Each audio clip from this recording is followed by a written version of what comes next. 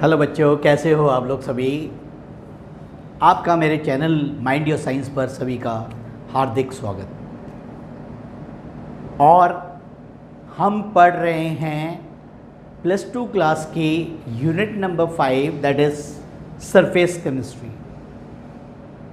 और काफ़ी सारा लेक्चर अब आपको हो चुका है आपका, और चैप्टर की जो ब्रीफिंग है और समझ है वो आपको काफ़ी हद तक क्लियर होगी।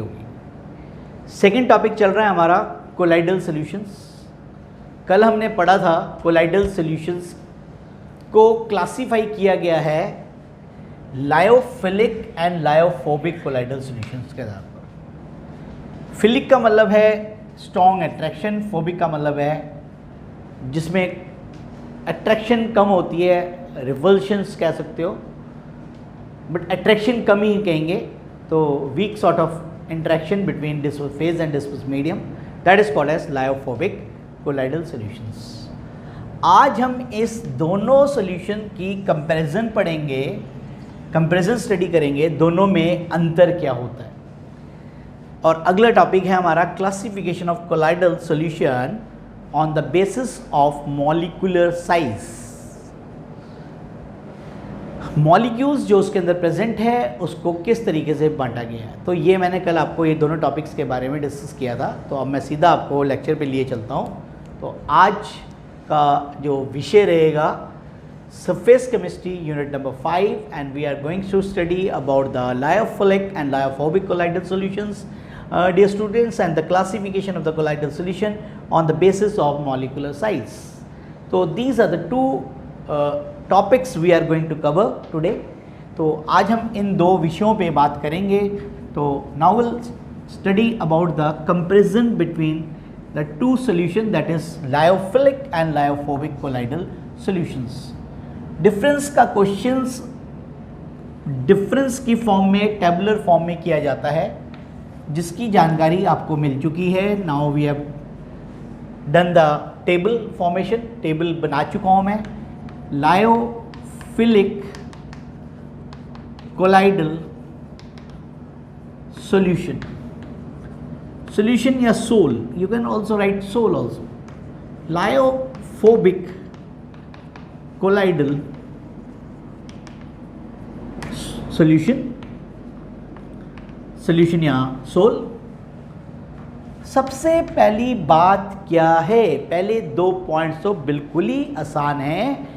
अब आप ध्यान से समझें मेरी बात को, दोनों के दोनों पॉइंट्स आपके टिप्स पे हो जाएंगे। प्यारे बच्चों, डिस्पर्स फेस और डिस्पर्स मीडियम में अच्छा तालमेल है, इसलिए जब दो के बीच में अच्छी इंटरेक्शन होगी तो उनको दोस्त बनने में क्या समय कैसा लगेगा, कम लगेगा। और दो जनों के बीच में खींचातानी है तो उनको आपस में लाना क्या होगा, मुश्किल होगा। इसलिए पहला पॉइंट है लायोफिलिक कोलाइडल सॉल्यूशन को आसानी से बनाया जा सकता है, इनको बनाने में हमें मुश्किल लगती है, that they are difficult to prepare, they are easily to prepare। अब पहला पॉइंट क्लियर हो गया बच्चों। दूसरा पॉइंट क्या है, वही पुरानी बात। अब दो जनों के बीच में बहुत अच्छे संबंध है तो उनको हम साथ रख सकते हैं, तो इसका मतलब वो क्या है, स्थिर है, क्वाइट स्टेबल। अब इनको जिनके पास आपस में बनती नहीं है उनको फिर भी साथ रखने की कोशिश की है, लेकिन फिर भी उनके बीच में क्या रहेगा, खिंचाव रहेगा। खिंचाव वाले को क्या कहते हैं, अनस्टेबल। तो 2 पॉइंट्स आपको क्लियर हो गए। पहले 2 पॉइंट्स लिख लेते हैं, उसके बाद फिर आपको पॉइंट समझाऊंगा, फिर आप आगे पॉइंट्स को लिखेंगे। They are easily prepared by adding disperse phase in the suitable disperse medium. They are easily prepared. They are difficult to prepare as they do not have attractive forces between dP and dM, dispersed phase and dispersed medium. They are quite stable in nature, बहुत ज़्यादा स्थिर है बेटा. They are unstable in nature. भाई ये स्थिर नहीं है. अब तीसरा पॉइंट कल मैंने अपनी डेफिनेशन में बताया था, ये रिवर्सिबल होते हैं, ये इरिवर्सिबल होते हैं. तो मतलब 3 पॉइंट्स हमें एकदम समझ आ गए. इसको भी कर देते हैं. They are reversible in nature. They are irreversible वर्सिबल इन नेचर. ये इरिवर्सिबल इन नेचर है बेटा. और इसके बाद अगला पॉइंट क्या है बेटा, बहुत ही आसान है. लायोफिलिक कोलाइडल सॉल्यूशन को किसी भी टाइम डिल्यूट किया जा सकता है, इसको डिल्यूट नहीं किया जा सकता. और डिल्यूट करने को क्या कहते हैं, एडिशन ऑफ वाटर. और एडिशन ऑफ वाटर को क्या कहते हैं, हाइड्रेशन. तो they are easily hydrated, they are not easily hydrated. तो पॉइंट नंबर 4 अब हम इस पे लिखेंगे. तो पॉइंट नंबर 4 आपने ध्यान से याद करना है, बहुत ही आसान है. हाइड्रेशन पे है, डिल्यूट करना. These solutions are easily diluted या hydrated.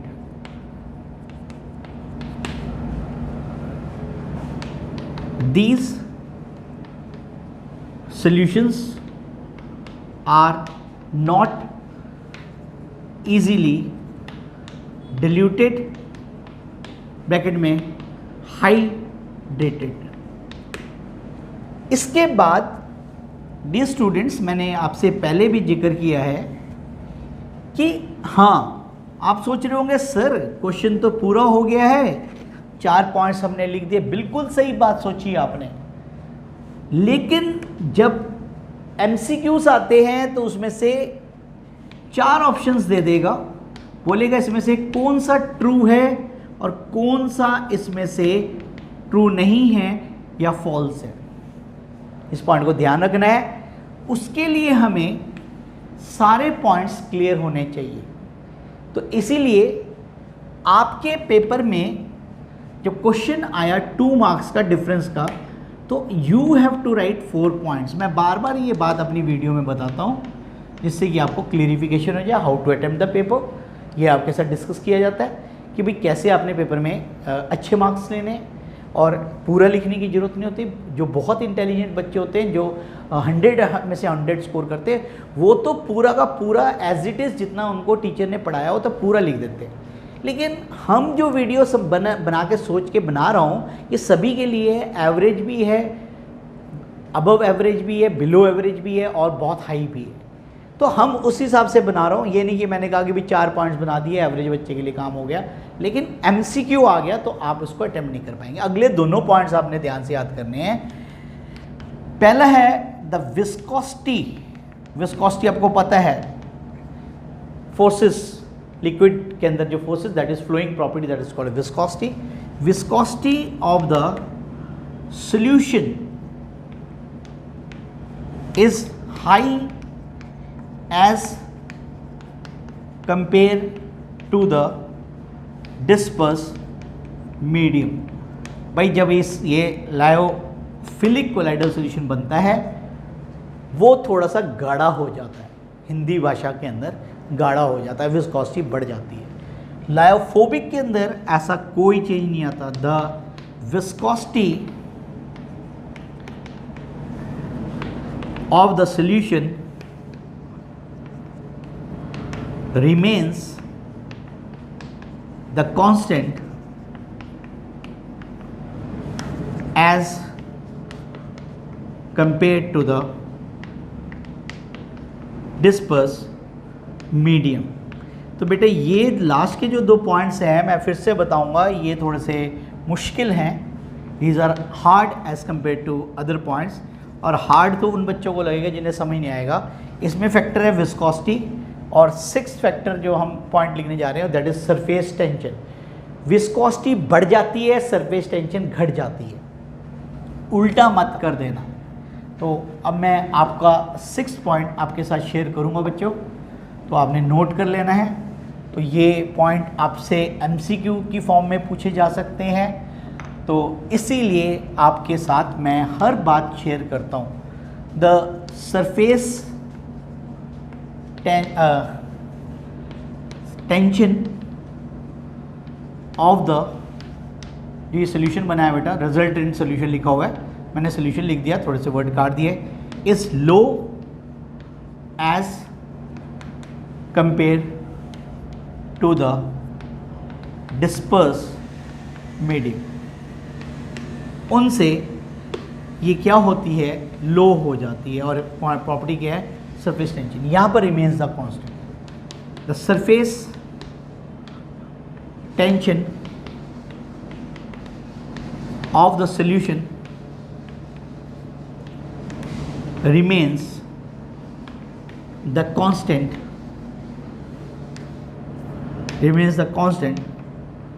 as that of disperse medium। तो बेटे ये थी हमारी पहली आर्टिकल जो आपके सामने है। मैं फिर से दोहरा देता हूँ, पहले पॉइंट्स में लायोफिलिक कोलाइडल सॉल्यूशन बनाना आसान होता है, लायोफोबिक कोलाइडल सॉल्यूशंस बनाने मुश्किल होते हैं। जो चीज़ आसान होते हैं वो स्टेबल होते हैं, जो बनाने मुश्किल है वो अनस्टेबल होंगे। जो आसानी से बनाया जाता है वो रिवर्सिबल है, कभी भी उसको चेंज किया जा सकता है, और जो अनस्टेबल है वो इरिवर्सिबल है। इनको आसानी से हाइड्रेट किया जा सकता है, इसके अंदर पानी डाला जा सकता है, हाइड्रेटेड हो जाएंगे, डिल्यूट किया जा सकता है। इनको डिल्यूट करना पॉसिबल कम है। इसकी विस्कोसिटी बढ़ जाती है, इसकी सरफेस टेंशन घट जाती है। इसकी विस्कोसिटी और सरफेस टेंशन दोनों की दोनों क्या रहती है बेटा, सेम। तो मैंने पूरा का पूरा आर्टिकल दोबारा आपको हिंदी शब्दों में बता दिया और सारी बात आपके साथ शेयर कर ली। तो this is your first question, मतलब फर्स्ट आर्टिकल और टुडेज लेक्चर जो आपके स्क्रीन के ऊपर था। अब हम अपने अगले लेक्चर पे चलेंगे, अगले टॉपिक पे चलेंगे बेटा। तो आज हमने 2 ही टॉपिक कवर करने हैं, लेकिन दोनों ही टॉपिक्स आपके सामने हैं। इंटरेस्टिंग टॉपिक है और इम्पॉर्टेंट टॉपिक है। और अगले टॉपिक में से माइसेलिस के ऊपर काफ़ी क्वेश्चंस आते हैं, जिसके बारे में मैंने आपके साथ कल ही डिस्कस किया था। तो क्या आर्टिकल का नाम है, क्लासिफिकेशन, 3rd क्लासिफिकेशन है, 2 क्लासिफिकेशन ऑलरेडी कल कर चुके हैं, 3rd है classification of colloidal solution on the basis of molecular size, on the basis of molecular size, molecular size के आधार पर classification of colloidal solution बेटा। तो number 1 is called as multi molecular colloidal solution। You write down the names, then I will discuss each and everything। हर point आपके साथ discuss किया जाएगा। Second is called as macro molecular colloidal solution. किसी भी प्रकार की कोई दिक्कत नहीं आती होगी, अच्छी तरह आपको टॉपिक समझ आ रहे हैं, बड़े आराम से आप घर पे बैठ के पढ़ पा रहे हैं। जो बच्चे जुड़े हुए हैं मेरे चैनल के साथ, उनको बहुत ही बढ़िया इंटरेस्टिंग टॉपिक्स के साथ वो समझ पा रहे हैं। तीसरा पॉइंट है एसोसिएटेड कोलाइडल सॉल्यूशन। और इसी तीसरे वाले को मैंने बताया था, this is very very important, this is called as micelles. Micelles word आपने 10th क्लास में पढ़ा है, ये क्लास 10th का टॉपिक है। जो बच्चे हमारे CBSE बोर्ड के हैं, इंग्लिश मीडियम के हैं, उन्होंने इसके बारे में पढ़ा हुआ है, लेकिन हम अब यहाँ पर डिटेल में पढ़ेंगे। जो भी पढ़ा है कोई बात नहीं, आता है नहीं आता है, लेकिन हम आप इसके साथ डिस्कस करेंगे पूरा। तो सबसे पहले मैं दोबारा बता देता हूँ, multi molecular, then macromolecular, then we have associated colloidal solution. अब इन 3 पॉइंट्स के ऊपर हमारा डिस्कशन फोकस रहेगा, और अब मैं आपको एक एक की डेफिनेशन, एक एक के एग्जाम्पल आपके साथ शेयर करूँगा। तो write down the first point, write down the definition of the first article, that is multi-molecular colloidal solutions. Multi-molecular, multi का मतलब होता है काफ़ी सारी, molecular colloidal solution, multi-molecular colloidal solution is the हमारा अगला टॉपिक है। In this type of colloidal solution, the atoms oblique molecules are having the molecular size less than 1 nanometer, 1 nanometer से बेटा छोटा होता है। The molecules are held together, आपस में जुड़े होते हैं, held together by weak sort of forces, and these are the weak van der Waal forces of attraction. Waal forces of attraction. Examples are colloidal soul of gold, सोने का, then colloidal soul of sulfur, sulfur acid. Similarly, colloidal soul of phosphorus, P4, etc. So these are the examples of our multi-molecular colloidal solutions. तो प्यारे बच्चों, आपको बिल्कुल clear हो गया होगा कि भाई मल्टी मॉलिकुलर कोलाइडल सॉल्यूशंस क्या होते हैं हमारे, जो आपकी स्क्रीन के ऊपर है। आपको ध्यान से विजिबिलिटी क्लियर होगी, आप नोट कर पा रहे हैं। और थोड़ा सा अगर आपको लगता है कि मैं थोड़े जो वर्ड्स के साइज़ है थोड़े बढ़ा देता हूँ, कोई दिक्कत नहीं है मुझे। You can write down your comments, you are most welcome. कई बारी वीडियो क्वालिटी मैं भी मानता हूँ, कई बारी रात को जब मैं वीडियोस बनाता हूँ, कई बारी बनानी पड़ती है मजबूरी के कारण, शेड्यूल बिजी होने के कारण, ड्यूटी भी होती है मेरी, और उसके कई बारी थोड़ी सी क्वालिटी डाउन आ जाती है। तो उसका यही मैंने सोल्यूशन सोचा है कि थोड़े से जो लेटर्स है उनको बड़े कर दूंगा, एनलार्ज कर देता हूँ। तो second we are going to discuss about the macro molecular colloidal solution. Each point will be clear to you what I deliver from here. Her point आपको बिल्कुल समझ आएगा जो चीज़ मैं यहाँ से डिस्कस आपके साथ कर रहा हूँ। These are the colloidal solution in which the particles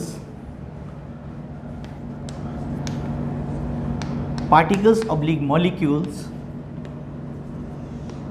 are of larger size, size उनका बहुत बड़ा है, larger size, and having,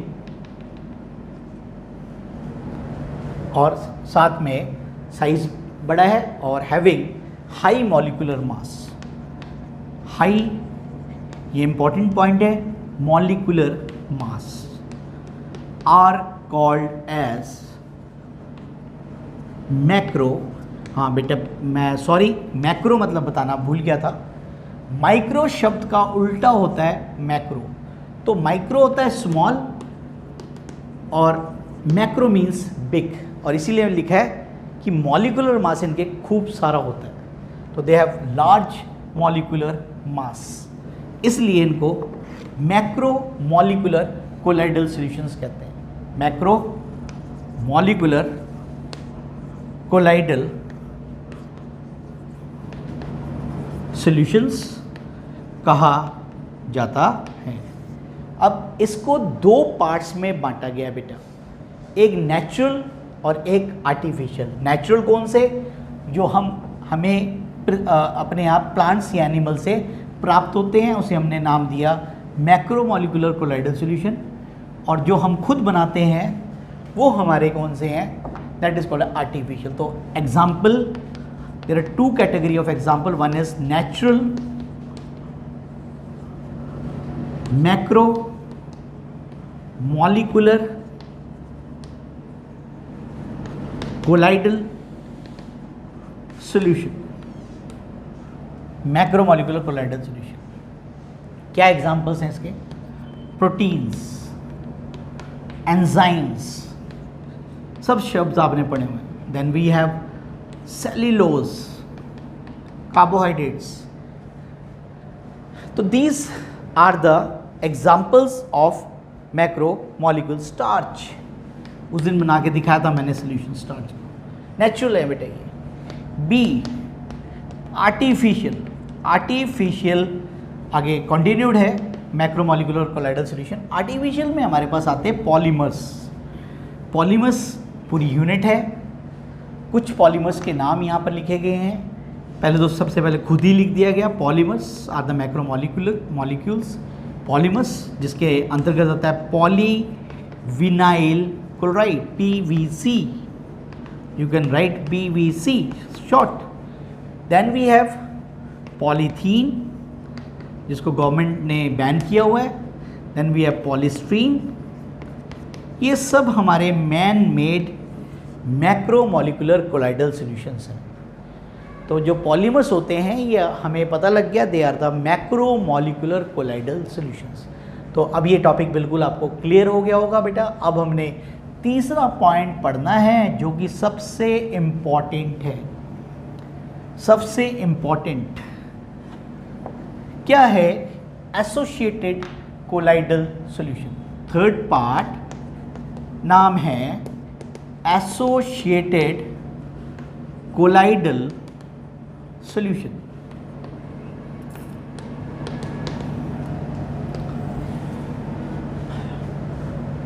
These are the special solutions हैं which at low concentration act as, कम concentration पे act as an electrolyte, electrolyte के रूप में काम करता है, act as an electrolyte, and at higher concentration it act as a colloidal solution. Such colloidal solutions are called as associated colloidal solutions, और इन solutions को भी हम क्या कह देते हैं, माइसेलीज। तो दिस इज कॉल्ड एज माइसेलीज। तो इसके एग्जाम्पल है, लिख लिया होगा आपने सारा, काफ़ी एनलार्ज करके लिख रहा हूँ, लिखने में कहीं दिक्कत नहीं आती होगी। कोई वर्ड समझ नहीं आते तो स्किप करके बैक करके फिर से देख सकते हो, इसका ये बेनिफिट है। Example is sodium stearate, sodium पालमेट,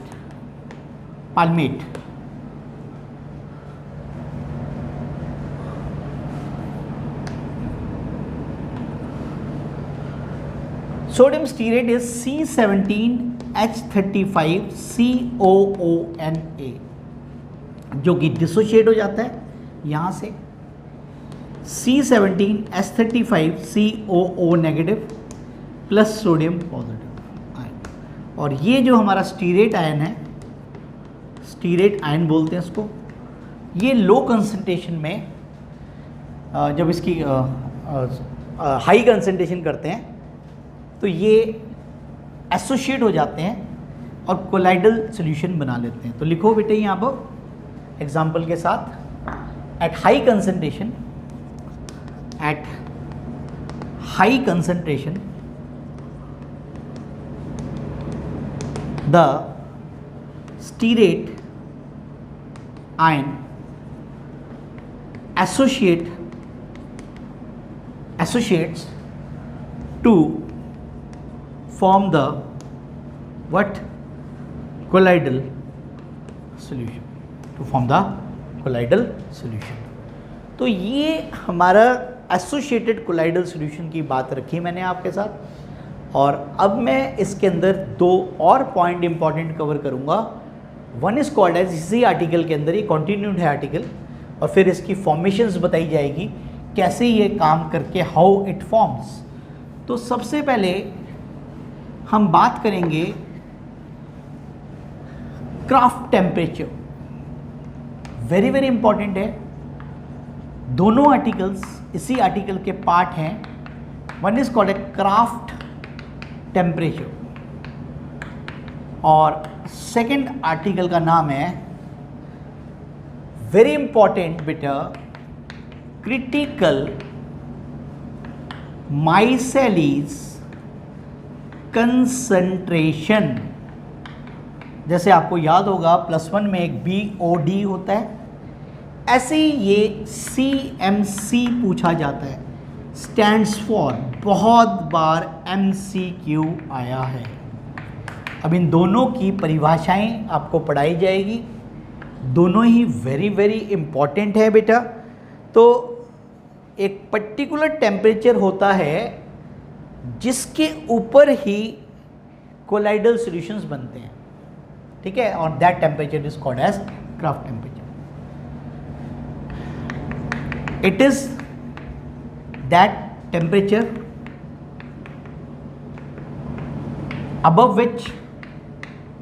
above which formation of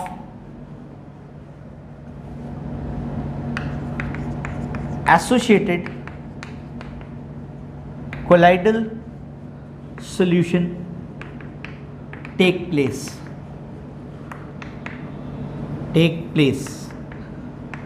That temperature, उस तापमान को, that temperature is called as what, Kraft temperature, KRAFT, Kraft temperature। It is represented by TK।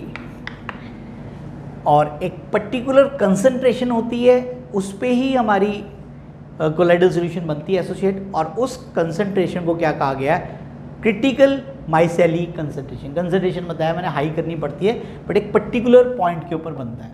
तो दूसरी डेफिनेशन लिखेंगे CMC की। एक तो CMC की फुल फॉर्म आपने लर्न करनी है, डोंट राइट CMC की फुल फॉर्म भी आपको याद होनी चाहिए। It is the minimum concentration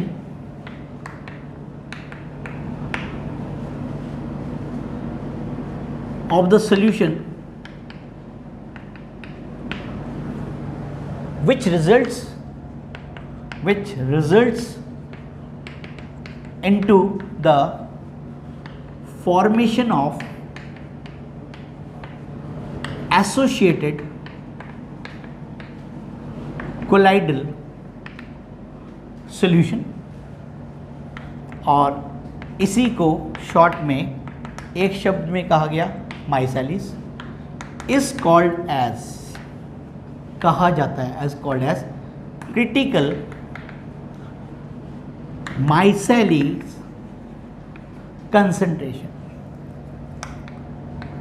और जिसको शॉर्ट में लिखा जाएगा CMC। तो ये वेरी वेरी इंपॉर्टेंट आर्टिकल्स है, दोनों की दोनों परिभाषाएं वेरी वेरी इंपॉर्टेंट है। अब हम आपको डिस्कस किया जाएगा बेटा मैकेनिज्म ऑफ माइसेली फॉर्मेशन। तो ये बहुत ही अगला टॉपिक इंटरेस्टिंग है, ये मैंने आपको बताया था, ये सब नहीं, मैं आपने बातें पढ़ी हुई थी 10th में, आपने अगला हिस्सा पढ़ा हुआ है। अब इसको बहुत ही अच्छे ढंग से समझेंगे, और जो रह भी जाएगा तो उसको हम कल अपने लेक्चर के अंदर इंक्लूड कर लेंगे।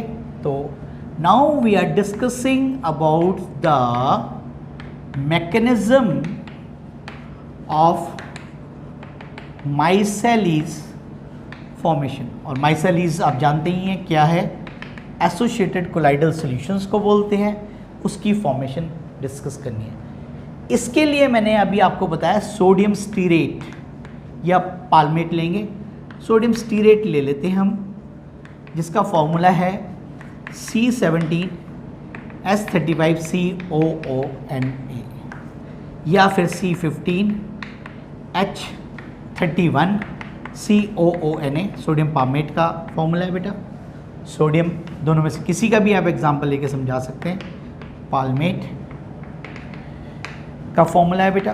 तो ये दोनों केमिकल्स हैं हमारे, इस फॉर्मूले को शॉर्ट करके लिखा गया, CH3 बाहर ले लिया गया, CH2 का कितना रह गया 17 है ना, तो एक बार ले ले तो कितना 16, COONA। ये इसी फॉर्मूले को शॉर्ट करके लिखा गया है बेटा। अब इसमें दो हिस्से बनाए गए, ध्यान से बोर्ड पे देखना है।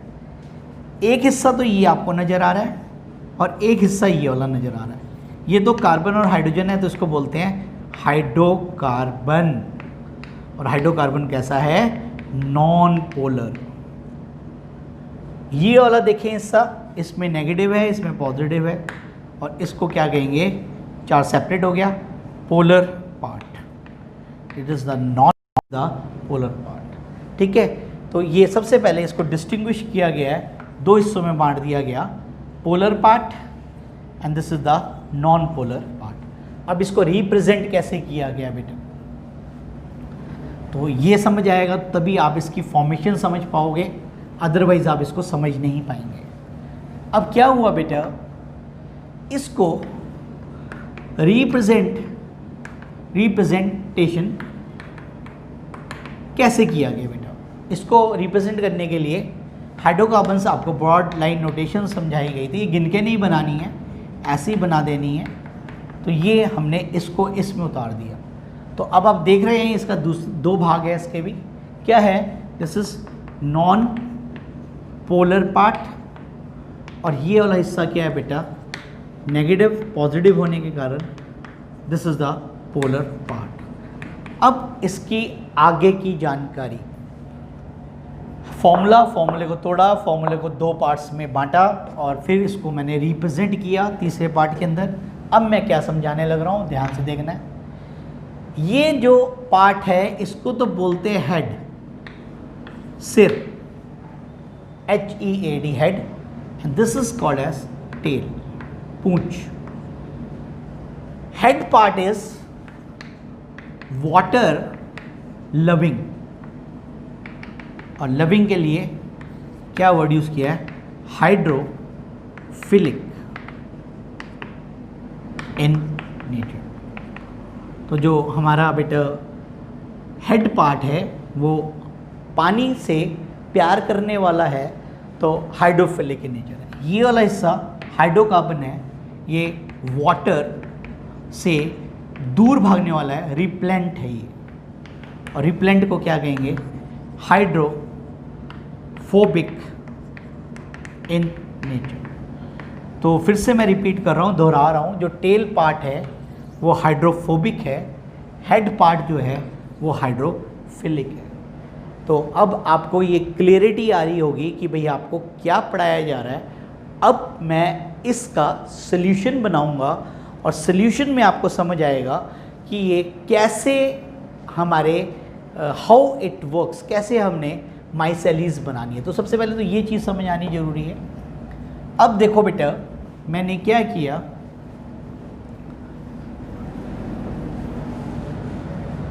मैंने एक बीकर लिया और बीकर में ले लिया मैंने पानी, water. I have taken the water in this. आप देख ही रहे हैं वाटर ले लिया गया। अब बेटा यहाँ पर मैं क्या कर रहा हूँ, मैंने इसके अंदर सोडियम स्टीरेट डाल दिया, एडेड द सोडियम स्टीरेट। और सोडियम स्टीरेट का स्ट्रक्चर अभी पढ़ा के हटाऊँ तो इसकी जो हेड है वो तो पानी की तरफ होगा और टेल जो है away from water. It is like this. और ये समझ आ रहा है क्यों? क्योंकि ये वाला हिस्सा तो हाइड्रोफिलिक है, पानी की तरफ अट्रैक्ट हो रहा है, और ये क्या हो रहा है, पानी से दूर भाग गया है। हाइड्रो क्या है बेटा? Phobic in nature.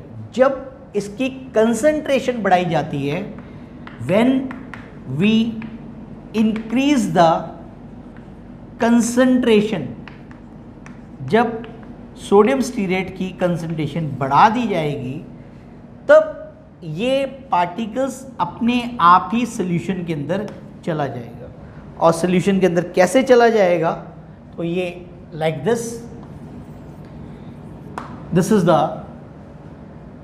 पार्टिकल। और अब हमारा जो पार्टिकल है वो किस तरीके से काम करेगा? Like this. ये हमारा, this is, we add some drops of oil into it. Oil हमारा हाइड्रोकार्बन को अपनी तरफ अट्रैक्ट करेगा और नेगेटिव हिस्सा इसका कैसा रहेगा? बाहर की तरफ रहेगा। जैसे कि आप देख रहे हो, हाइड्रोकार्बन अंदर चला गया, अंदर पेनिट्रेट हो गया, और जो हमारा नेगेटिव चार्ज है वो कहाँ है? बाहर की तरफ आ गया।